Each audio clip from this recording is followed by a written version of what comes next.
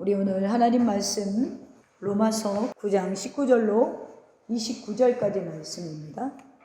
혹 내가 내게 말하기를 그러면 하나님이 어찌하여 허물하시느냐 누가 그 뜻을 대적하느냐 하시니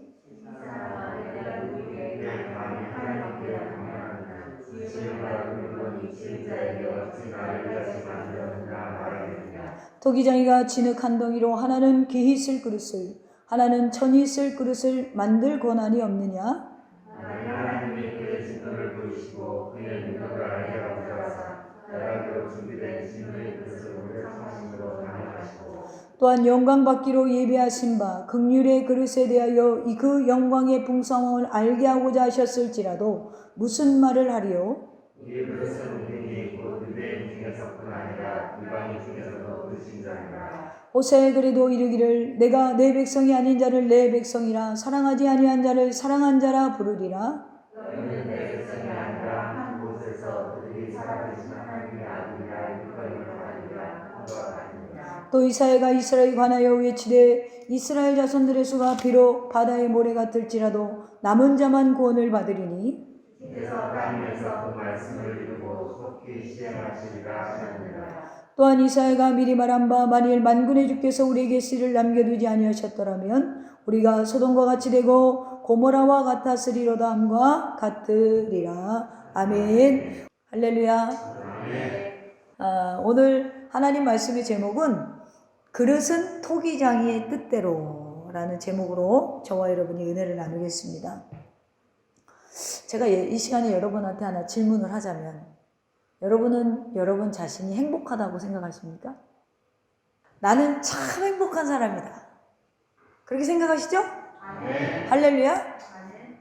어떤 소아마비를 하반신을 쓰지 못해서 휠체어에서 앉아 생활하는 소녀가 이런 기도를 했대요. 예수님 고맙습니다. 오른손으로 글씨를 쓰게 하시고 두 눈으로 엄마 아빠 얼굴을 보게 하시고 입으로 찬송할 수 있게 하시니 참으로 감사합니다. 제가 이렇게 몸을 잘 불편한 우리 장애우들을 만나보면 어떻게 보면 더 행복해요. 그 행복의 그 만족감이 우리 이렇게 참 건강한 사람들보다 더 행복한 분들을 많이 제가 만나요. 제 사촌 오빠 중에 이제 우리 선생이보다도 더 어렸을 때 아버지가 우리 조성길 선생님처럼 키가 컸는지 앉다가 우리 이모가 키가 컸거든요. 이렇게 놀아주다가 떨어뜨린 거예요. 근데 떨어질 때 뒤로 넘어가고 머리로 떨어졌어요. 그래가지고 몸이 반이 돌아갔어요. 소아마비처럼. 그래서 그 전의 사진을 보면 그냥 막 장군같이 생겼는데 몸이 평생을 서질 못해요. 그런데 이제 우리 외할머니가 데려다가 우리 할머니가 신앙심이 좋으셨거든요.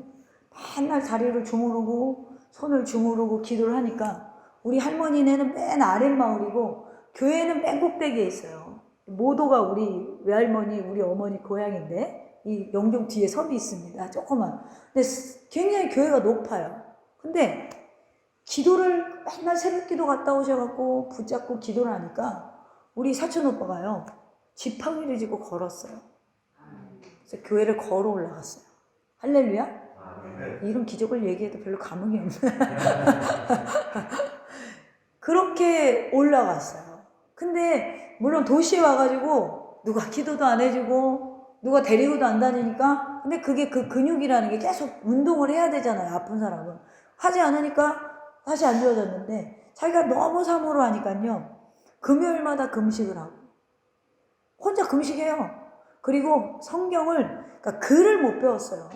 아기 때부터 집에만 있었으니까. 근데 성경을 읽어요. 글을 안 배웠는데 성경을 읽어요. 그러니까 우리 집안에는 여러분 이런 기적이 있습니다. 지금도 누가 교회를 데려다만 줘야 가잖아요. 몸이 불편하신 분들은. 근데도 그 하나님을 그렇게 사랑해요. 저희 교회 오면 가끔 데리고 오면 그냥 저를 바라보는 눈이 하트야 하트. 네, 그렇게 좋은 거예요.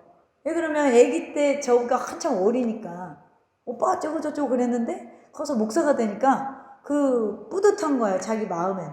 그렇게 지금 지내고 있어요. 그래서 성경을 막 읽어요. 하나님한테 성경을 읽게 해달라고 했대요. 누가 가르쳐 주질 않으니까. 여러분, 이렇게 정말 감사할 수 없는 상황에서도 감사하고 행복한 사람들이 있어요.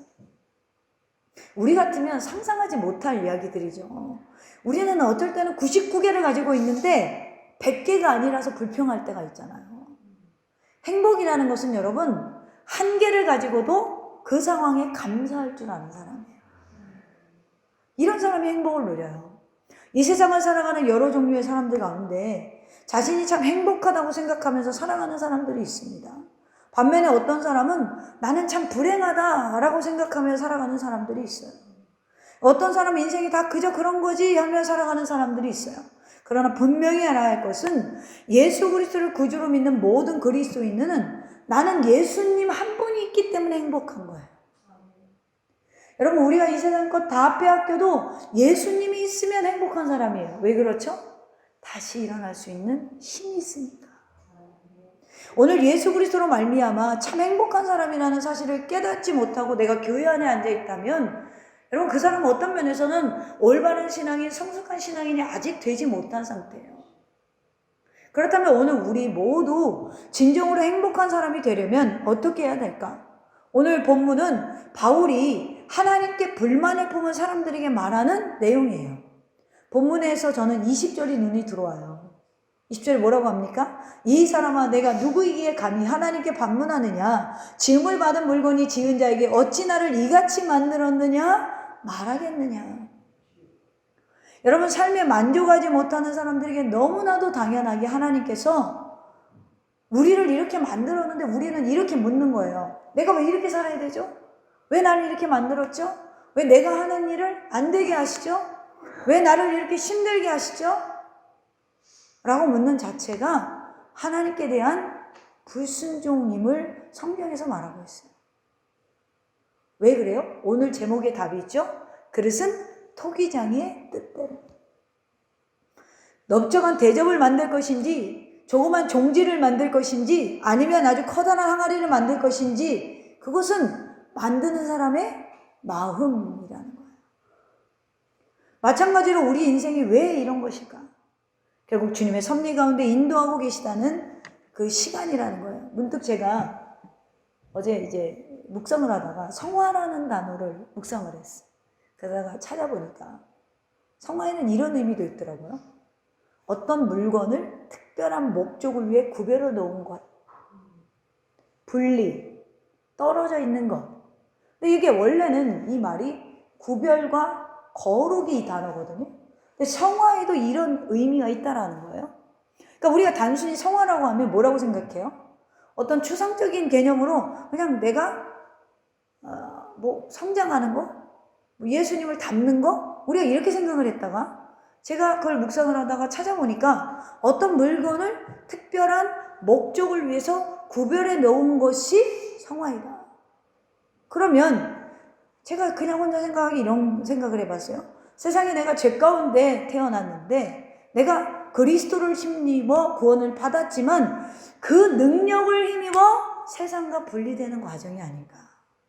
이게 성화가 아닌가. 이런 묵상을 해봤어요.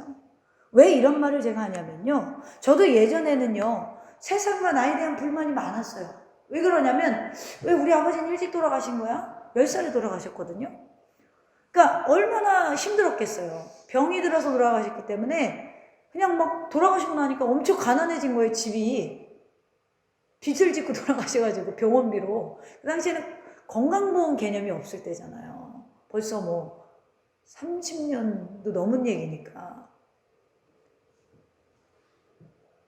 그래서 제 마음에 하나님은 왜 나한테 이렇게 불행한 가정 환경을 주셨지? 이 생각이 좀 있었어요. 이게 신앙생활을 하면서도 못 벗어나는 거예요. 그러니까 이런 감정들이 저를 지배하면서 하나님한테 불만이 많은 거예요. 그런데 지금 제가 목회자가 되고 하나님의 예정과 섭리를 알게 되고 나의 삶을 돌이켜보니까 결국 그 시간이 하나님이 나를 만들어가는 시간, 하나님의 나라는 그릇에 무엇을 담기 위해서 지금 만들어가는 시간이라는 거예요. 그릇이 있으면 하나님이 나를 뭔가를 담아야 그릇의 역할을 하는 거잖아요. 그러니까 그 그릇이 되기 위해서 하나님이 만들어가는 시간이 때로는 고통스럽고 때로는 즐겁고 때로는 아팠다라는 거예요. 그래서 저는 예전에는 20절 말씀에 싫었어요. 왜 나 이런 마음 갖고 있는데? 그런데 지금은 주님의 마음이야. 내 마음이 아니고 주님의 마음이야. 나를 이렇게 만드신 것, 가정 어떤 환경이 불행해서 내가 목회를 하다 보니까 가정 환경이 불행한 사람들을 이해하고, 가난해 봤으니까 가난한 사람을 이해하고, 지금도 부자는 아니지만 근데 예수님 한 분만으로 행복을 찾으니까 부자가 아니라도, 내가 가진 게 없어도, 목회를 하면서 힘든 일을 겪어도 나는 진짜 행복한 사람이다. 그렇다면 이렇게 하나님의 섭리 가운데 우리가 하나님의 시간을 살아가는 우리의 삶에 참 행복과 참 만족이 나타나려면 과연 우리가 그럼 어떻게 해야 될까? 첫째로 하나님의 주권을 인정해야 돼요. 하나님은 창조주시고 나는 피조물입니다. 오늘 20절 21절에 보니까 이 사람아 내가 누구에게 감히 하나님께 반문하느냐, 증을 받은 물건이 지은 자에게 어찌 나를 이같이 만들었느냐 말하겠느냐. 토기장이가 진흙 한 덩이로 하나는 기 있을 그릇을 하나는 천 있을 그릇을 만들 권한이 없느냐. 여러분, 어쩌면 지금까지 여러분의 인생을 살아오면서 어떻게 보면 다른 사람과 나를 비교한다면 여러분은 정말 지금까지 불행하게 산, 정말 수고하느라고 참 고생 많으셨습니다. 누구누구는 저렇게 행복했고 나는 왜 이렇게 불행하는가 하면서 하나님을 원망해 보았던 우리 경험이 다 있어요. 누구는 저렇게 멋지게 잘생겼고, 나는 예전에 우리 외관 다 코가 높은데 나만 코가 낮은 거야. 그게 좀 불만족스럽더라고요. 내 뒤통수를 너무 이렇게 납작하게 만들었잖아. 이 머리를 꼼짝을 못하게 이렇게 딱 개놨대요. 어렸을 때 짱구 될까봐. 제가 우스갯소리 하는 거예요. 그런 걸 보면서 나 왜 이렇게 못생겼지? 자, 누구는 또 저렇게 좋은 아버지가 없었으니까 학창 시절에 아버지들이 막 이렇게 저 경기장에 오고 그러면 그게 되게 부러운 거예요. 자, 누구누구는 저렇게 좋은 부모님 만나서 좋은 환경에서 태어나고 나는 왜 이렇게 불행한 환경에서 불우하게 태어나서 불우한 인생을 살아가는가? 제가 이제 중학교 때 운동부에 들어갔는데 딱 2명만 외동딸이었어요. 저를 포함해서 딱 1명만. 근데 그 친구는 아버지가 60살에 났어요. 더 늦동이야. 60살에 났어요. 그런데 이 아버지가 그 당시에 차에 노래방 기계가 있었어. 굉장히 잘 사는 집이죠. 그러니까 당연히 비교가 됐겠죠. 제 마음에, 어린 마음에. 그러니까 나는 왜 이렇게 살아가지? 이렇게 생각하면서 나는 불행한 사람이다. 불평할 수 있는 세월이 우리에게도 있었을 수 있어요. 없었을 수도 있지만. 사람이 인생을 살아가면서 여러분 자기 자신에 대해서 자기 행실이 올바르지 못하면 여러분 내가 한 만큼 내게 돌아오지 않고 또 내가 올바르게 살지도 않으면서 나는 불행해. 이런 생각을 갖는 경우가 굉장히 많아요. 근데 오늘 우리가 읽었던 로마서 9장 말씀은요, 기독교 신학에 있어서 예정론에 대한 확실한 근거가 있는 말씀이거든요. 그러니까 여러분 특별히 로마서 9장 그리고 에베소 1장 말씀은 장로교 신학의 아버지인 칼빈이 예정론을 정립하는데 근거가 된 성경 구절이란 말이에요. 자, 기독교 신학에서 특별히 장로교 중심으로 한 개혁교회는 예정 교리를 굉장히 중요시 강조한단 말이에요. 근데 예정론에 있어서 택함만 알아요. 유기를 까먹어요. 유기는 뭐냐? 창세전에 하나님이 나를 택하셨다라는 건 예정이고 하나는 버리셨다라는 거예요. 이걸 잘 표현한 성경이 오늘 본장이 13절 14절이에요. 13절에 기록된 바 내가 야곱은 사랑하고 에서는 미워하였다 하신 것과 같으니라. 그런즉 우리가 무슨 말을 하리요? 하나님께 불의가 있느냐? 그럴 수 없느니라. 야곱이 동생인데 장자권을 가져가고 야곱을 택하고 야곱의 12아들이 12지파가 되고 그건 뭐죠? 선민이 됐잖아요. 택함 받은 자의 어떻게 보면 시조가 됐단 말이에요. 그런데 에서는 자기가 먼저 태어났고 실수였지만 뺏겼단 말이에요. 그런데 야곱을 사랑하고 에서를 미웠다 하는 것이 택함과 유기. 자, 에서는 미워하였다 하신 것과 같으니 그런즉 우리가 뭐예요? 여기에 대해서 말할 게 없다는 거예요. 왜 그렇죠? 왜죠? 하나님은 불의가 없습니다. 이 말은 하나님의 주권적인 섭리로 야곱은 사랑하고 에서는 버렸다라는 거예요. 그러니까 일상에 있어서 일어나는 일이 우연이 아니었다라는 것이죠. 팥죽 한 그릇에 야곱이 장자권을 산 것도 우연이 아니었다라는 거예요. 우리가 방금 읽었던 9장 20절, 21절에 보면 하나님은 토기장이 같은 분으로 진흙 한 덩이 가지고 하나는 기 있을 그릇을 만들 수 있고 하나는 천 있을 그릇을 만들 수 있는 권한이 있다라는 거예요. 그러나 이제 유기된 자, 버림받은 자 입장에서는 이 예정론을 굉장히 욕합니다. 잘못된 신학 교리라고 생각을 하기 쉬워요. 예정론 운명론이야. 예정론 인간 자유의지야 모순돼. 이 예정론은 하나님 공평하고 불공평해 불합리해. 이 예정론은 보편구원을 가르치는 성경 구원과 모순이 돼. 이 예정론은 바로 전도의 문을 막는 거야 등등 예정론에 대한 비판이 많은데 여러분 그러나 주님의 예정론을 통해서 우리가 하나님의 주권 사상을 깨닫게 되고 우리의 확실한 구원을 우리가 확실하게 되어지면 어떻게 생각하냐면 여기 앉아있는 자체가 엄청난 은혜인 거예요. 할렐루야? 여러분 성경은 누가 믿죠? 선택받는 자가 믿는 거예요. 그래서 뭐라고 합니까? 특별계시라고 하잖아요. 그러면 모든 하나님은 온 자연 우주 만물을 통하여서 일반 계시 속에서 자신의 신성을 드러내는데 그 중에서 하나님을 믿는 자들은 하나님이 이미 만세 전에 창세 전에 빼어내셨다는 거예요. 할렐루야? 여러분 우리가 신앙생활 하면서요 구원받은 확실한 근거가 있어야 되는데 그 구원받은 확실한 근거를 성도들을 만나보면 표적과 기사로만 느끼려고 해요. 전 모태신앙이나 그런 거 별로 모르거든요. 누구는 뜨겁게 갑자기 방언이 터지고 누구는 막 기도를 했더니 막 꿈에 뭐가 막 보이고 난 그런 게 없어. 어쩔 거야? 난 구원 못 받았나? 그리고 제가 고등학교 때 이제 전도를 해가지고 예수님 믿는 친구가 있었어요. 1대야. 근데 얘는 새벽기도 나간 지 일주일 만에 방언이 터졌는데 난 모태신앙인데 신학교 가도 방언이 못 터졌거든요. 그러니까 뭔가 보여지는 걸로 봐서는 이 친구만 엄청 은혜를 받고 나는 믿음이 없어. 그리고 나는 주일날 교회 가기가 그렇게 싫어. 아침에 엄마랑 맨날 싸우는 거예요. 주일학교 가라며. 왜 주일학교는 이렇게 일찍 해 옛날에는. 8시 9시예요. 그러니까 학교 가는 시간이랑 똑같으니까 가기 싫잖아. 그러면 우리 어머니가 그래. 넌 어떻게 한 번도 나를 편하게 넌 교회를 가본 적이 없냐. 가기 싫은데 어떡해. 근데 이게 하나님의 예정론을 몰랐을 땐 그랬어. 근데 하나님이 나를 택했구나. 하나님을 날 빼냈구나. 하나님이 나를 선택하셨구나.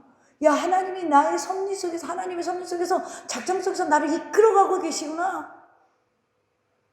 그러니까 어때요? 고난을 즐기게 돼. 피할 수 없으면 즐겨라. 할렐루야. 즐기게 돼. 이 확신이 난 누구보다도 있어. 그때 방언받은 친구보다 있어. 여러분, 이 하나님의 예정론이 정리가 확 되면요. 내가 선택받은 자임을 깨닫게 되고 내가 예수 믿는 것 자체가 바로 하나님이 나에게 축복을 주신 것이라는 근거가 돼요. 그렇기 때문에 구원의 확신 속에서 우리가 살아갈 수 있는 엄청난 장점이 있어요. 내가 오늘 믿음이 적던 크든 교회 나오고 싶고 하나님의 말씀을 듣고 싶고 저렇게 배가 아파도 저 권사님이랑 원로 목사님이랑 태우고 내가 교회를 가야지. 우리 우태처럼 그렇게 나와도 여러분 이게 내 안에 성령님이 계시니까 가능하고 나를 선택했으니까 가능한 거예요. 그러니까 다른 데서 나 구원받은 거 표식을 찾지 마. 그러니까 구원파에 빠져버려. 내가 못생겼다, 나는 불행하다, 나만 하는 일이 안 되나 봐. 이 어둠의 감정들이 여러분 내가 선택받았다는 사람이라는 확신이 있으면 지금 이 불행이 하나님이 이 그릇을 닦고 계시는구나. 내 죄 쪄들어가지고 이게 안 닦여서 지금 빡빡 닦고 계시는구나. 할렐루야? 어둠에서 확 벗어나지는 거예요. 그래서 저는 예정론은 복음의 진수라고 생각해요. 나는 행복한 사람인가? 나는 불행한 사람인가? 이것은 내가 바로 어떻게 하나님의 예정하심 앞에 긍정적으로 내가 이걸 믿고 반응하느냐, 부정적으로 반응하느냐. 오늘 성경이 말해요. 이 사람아, 내가 네 귀에 감히 하나님을 신문하느냐. 지음받은 물건이 지은 자에게 어찌 나를 이같이 만들었느냐 말하겠느냐. 우리는 이미 창세전에 계획하신 하나님의 계획, 즉 예정 속에 더샘교회 왔고 우리가 그리스도 안에서 만난 거예요. 그래서 제가 잘 하는 노래가 있죠. 우리 만남은 우연이 아니야. 여러분 에베소서 1장 4절 5절에 이런 말씀이 있어요. 곧 창세전에 그리스도 안에서 우리를 택하사 우리로 사랑 안에서 그 앞에 거룩하고 흠이 없게 하시려고 그 기쁘신 때때로 우리를 예정하사 예수 그리스도로 말미암아 자기의 아들들이 되게 하셨어요. 저는 이미 죄의 종으로 하나님이 태어나기 전에 저를 만드셨다는 거예요. 얼마나 감사해요. 기도만 해도 부흥되는 시대에 좀 보내줬으면 고마웠을 텐데. 그런데 제가 하나님이 이미 만드신 목적대로 못 살고요. 자꾸 세상을 향해 달려가 더욱수 달려갔단 말이에요. 그때 하나님 날개를 콱 꺾어놨어요. 그러니까 주님이 그만 달려야 광희야 나를 향해 돌아와라. 그동안 원망하고 불평했던 것이 아무 소용이 없는 거예요. 나는 이미 창세전부터 주님의 종으로 주님이 빚으셨기 때문에 벗어난 게 잘못이지 주님 잘못이 아니었어요. 그걸 모르고 제가 불평했어요. 많은 사람은 하나님으로부터 이미 엄청난 은혜를 받았음에도 불구하고 하나님을 원망하고 탓하고 불평하는 사람이 있는가 하면 정말 다른 사람과 비교했을 때 받은 것도 없고 가진 것도 없고 저 사람은 진짜 불행하겠다 라고 싶은 사람도 하나님께 감사하고 그 은혜를 진하게 여러분 느끼면 행복하게 살아가는 사람들이 얼마나 많은지 몰라요. 예전에 우리 아버지가 그렇게 아플 때 교인들이 이제 좀 있는, 저희도 제가 모태신앙이 감리교거든요. 권사님, 집사님들이 우리 집에 와요. 위로해준다고 참외 사가지고 사과 사가지고 옵니다. 그러면 돌아갈 때 그런데요. 야, 김성리 집사 보고 우리가 은혜를 받고 간다. 위로를 받고 간다. 자기들이 위로를 하러 왔는데 우리 어머니 보고 위로를 받고 갔대요. 왜 그럴까요? 그 어려움 속에서도 행복했으니까. 행복했으니까. 그럼 왜 나를 이렇게 빚으신 그분의 뜻에 순복하며 살아가는 사람들은 나를 왜 이렇게 만들었습니까? 라고 묻는 것이 아니라 주님 나를 이렇게 만들어주셔서 감사합니다. 그래서 그 손영희 시인인가요? 공평하신 하나님은, 그거는 기어다니면서 찬송시를 썼잖아요. 그럼에도 불구하고 사랑하는 더심의 가족 여러분, 다시 질문합니다. 여러분 행복하십니까? 아멘. 나를 택해 주신 그 은혜에 감사할 수 있는, 그래서 행복한 삶이 되기를 주님의 이름으로 축원합니다. 아멘. 행복지수가 20% 올라갔어요. 두 번째로 행복해지려면 내가 만들어지는 과정이 있음을 믿으시고 깨달으셔야 돼요. 한 번에 되지 않아요. 여러분 인생은 완성품이 아니라 미완성품이에요. 이런 노래가 있죠. 인생은 나그네 길, 어디서 왔다가 어디로 가는가. 우리가 아무리 인생을 연구해도 어디로 왔다가 어디로 가는지 몰라요. 그러나 성경에는 그 답이 있잖아요. 주님께로부터 왔고 주님께로 돌아갑니다. 할렐루야. 그러므로 이 세상을 살아가는 모든 사람들은 하나님 앞에 서서 영원한 그 자리에 들어갈 때까지 우리는 미완성 존재로 완성을 지향해가는 존재들입니다. 날마다 우리 자신들이 만들어 나가는 존재라는 거예요. 그래서 지금은 넘어져도 괜찮아요. 지금은 실수해도 괜찮아요. 그런데요, 주님을 사랑하면 우리가요 주님을 사랑하면 이 신앙의 길에서 주님 보고 다시 일어설 수 있어요. 여러분 저렇게 어린 친구들은요 넘어지면 혼자 일어날 생각 안 하고 누굴 봐요? 누굴 보죠? 부모님 봐요. 엄마나 아빠 봐요. 왜요? 일으켜줘. 넘어져서 일어나지 않아요. 나 넘어진 거 볼 때까지 쳐다보고 있잖아. 앞에 가고 있는데 부모님들이 뒤에서 넘어져가지고요 쳐다볼 때까지 울면서 봐요. 그럼 너 왜 그래? 그럼 손을 내밀죠. 이렇게 세워달라는 거예요. 말하지 않아도 알잖아요, 부모는. 여러분 우리가 주님을 사랑하고 주님을 바라보면 다시 일어설 수 있어요. 그래서 지금은 넘어져도 괜찮다라는 거예요. 왜 그래요? 주님이 계시잖아요. 여러분 지금 내가 만약에 우리가 완성 제품으로 있다면 어쩌면 우린 불행할 수 있어요. 그러나 우리 인생은요 하나님의 섭리하심 속에서 지금도 나라는 존재를 빚어가신다라는 거예요. 할렐루야. 마치 토기장이가 질그릇을 만들듯이 나를 다듬고 쓰다듬고 쳐서 공기를 빼내고 다듬어가고 만들어 가신다라는 거예요.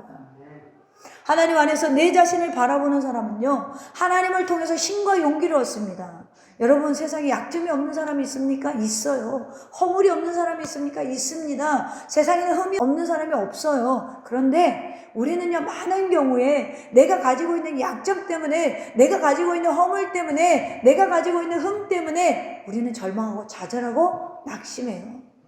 왜 그래요? 우리는 완성품이 아니라 여러분 미완성이에요. 자, 옆 사람을 한번 쳐다보세요. 옆 사람을 한번 봐보세요. 어때요? 딱 봐도 미완성 같지 않아요? 딱 봐도. 그래, 우리만 그런 게 아닐까 여러분. 너무 마음 상하지 마시고 성경의 많은 인물들을 보면요 다 허물이 있었고 흠이 있었어요. 위대한 아브라함도 야곱도 이삭도 모세도 다 흠이 있었어요. 예수님의 수제자로 알려졌던 베드로까지도 여러분 치명적인 약점이 있었어요.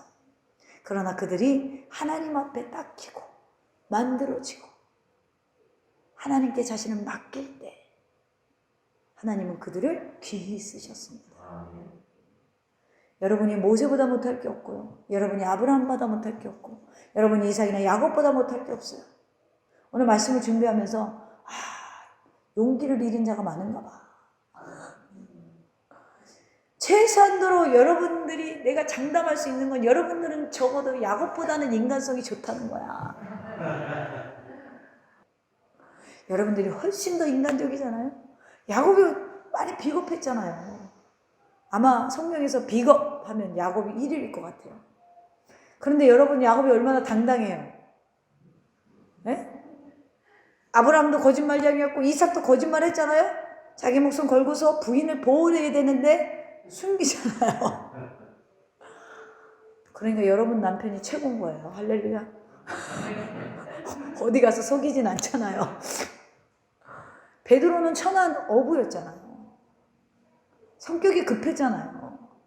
다혈질이었잖아요. 즉각적으로 반응하는 사람. 그럼에도 불구하고 하나님이 다듬어서 쪼개시고 정으로 다듬어서 위대한 초대교회의 지도자가 되게 하셨죠. 여러분 그러므로 다른 사람과 나를 비교할 필요가 하나 없어요. 이 나라는 영원하지 않잖아요. 할렐루야? 영원하지 않는단 말이에요. 우리 근데 영원하지 않은 나라의 기준으로, 세상 기준으로 우리를 너무 평가를 하면서 하나님이 만들어 놓은 작품인데 말이야. 옆구리에 살이 좀 있으면 어때? 하나님이 만들어 놓은 작품인데 우린 너무 자존감이 낮아져. 왜 낮아져? 여러분 도공들이요 도자기 만드는 모습 보면 저 지능 가지고 저거 뭐 만들까? 지능을 빙글빙글 돌아가는 그 판 위에서 뭐 만들지 우린 예측을 못해요. 근데 도공은 머릿속에 있어. 컵을 만들 거야. 대접을 만들 거야. 병을 만들 거야. 우리 하나님은 이미 여러분을 향한 계획이 있으세요. 우리가 너무 시각이 짧아가지고 못 보는 거예요. 여러분 하나님께서는요 그 능숙하고 숙련된 동원들보다도 훨씬 더 뛰어난 솜씨를 가지고 우리 한 사람 한 사람을 빚어가고 계신다는 사실을 믿으시기를 바랍니다. 어떤 사람은 기이 쓰이는 그릇으로 빚어졌지만 어떤 사람은 좀 천이 쓰는 그릇으로 빚어지기도 하잖아요. 물론 하나님의 주권의 섭리가 거기에 분명히 나타나지만 그러나 인간적인 측면에서 우리는 그 하나님의 주권 앞에 이렇게 반응하고 저렇게 반응하지만 우리가 긍정적으로 반응해야 된다는 거예요. 긍정적으로 반응한 사람이 저는 귀히 쓰여진다고 봐요. 예전에 보니까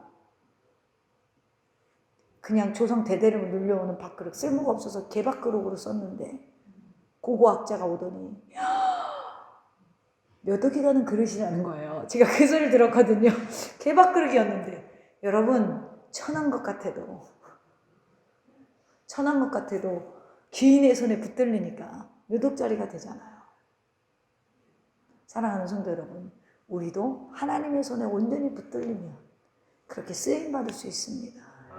그러므로 오늘의 현실에 좌절하지 마시고 나를 빚어가는 시간, 나를 만드는 시간이 있음을 기억하시고 그 속에서 소망을 갖기를 주님의 이름으로 축원합니다. 세 번째로 내가 행복해지려면요, 내가 질그릇 같은 존재임을 인정해야 돼요. 자, 우리 자신들이 바로 질그릇인 삶을 인정해야 돼요. 질그릇은요, 던지면 어때요? 깨져요. 우리가 얼마나 잘 깨지는 사람들인지 몰라요. 귀히 쓰는 그릇이든 천이 쓰는 그릇이든 이때에 귀하게 되어지든 과거에 귀하게 되어지든 그건 하나님의 주권에 있어요. 그러니까 우리는요, 하나님이 던지면 깨지고 하나님이 붙들면 귀하게 쓰여지는 하나님의 주권에 달려있는 존재들이에요. 그러니까 어려울수록 또 내가 환경이 힘들수록 우린 누구 손에 붙들려야 되냐면 하나님 손에 붙들려야 돼요. 근데 이 사실을 모르면요, 자꾸 사람을 봐요. 저 사람이 날 도와줄까? 저 사람이 만나면 귀이니까. 여러분 진짜 귀인은 하나님이십니다. 근데 우리가 자꾸 그래요. 저도 그런 적이 있어요. 아, 저 사람이 우리 교회 와서 하나님이 우리 교회를 살리실까? 제가 교회가 어려울 때 그런 적이 있었어요. 여러분, 우리는 너무 우리 자신을 과소평가하지 말고 여러분, 내가 지금 이 순간에도 가능성 있음을 믿으시고 하나님의 손에 붙들리시기를 축원합니다. 하나님의 손에 붙들려야 돼요. 왜 그래요? 주인의 손에 붙들려야 이 그릇이 쓰이잖아요. 우리 한 사람 한 사람 모두가 하나님의 작품이에요. 이제는 더 과거에 내가 가졌던 여러분 더 이상 이 열등감에서 해방되셔야 돼요. 과거에 내가 가졌던 이 천박한 우월감, 또 나는 잘났어, 이렇게 이 교만함에서도 우리가 해방돼야 돼요. 우리가 하나님 앞에서 자기의 정체성을 회복하고 나는 질그릇이야, 하나님이 부어주는 대로 담아, 하나님이 붙잡는 대로 붙잡아. 그러니까 이 그릇을 옮겨서 대전으로 가고 이 그릇을 옮겨서 보령으로 갔더니 하나님이 그때그때마다 사용하시는 담는 것이 달랐더라는 거예요. 사랑하는 성도 여러분, 아직도 여러분의 하나님은 불공평하십니까? 아직도 마음속으로 하나님은 불공평하시다, 하나님은 나를 안 보고 계셔. 저도 그런 생각을 가진 적이 있어요. 하나님 지금 저를 안 보고 계시나 봐요. 아니에요. 하나님 보고 계세요. 그러므로 이제는 하나님의 주권을 인정하고 내가 미완성임을 인정하고 그리고 내가 질그릇임을 인정하고 토기장의 손에 붙들리시기를 바랍니다. 나를 어떻게 빚으시든지 그 속에서 긍정적으로 소망을 품고 하나님이 나를 어떻게 인도하실지 저는 자신 있게 말할 수 있어요. 행복은 하나님의 손 안에 있습니다. 그 손 안에서 진정한 행복과 여러분의 신앙의 온전한, 사명의 온전한 정체성을 회복하는 저와 여러분 되기를 주님의 이름으로 축원합니다.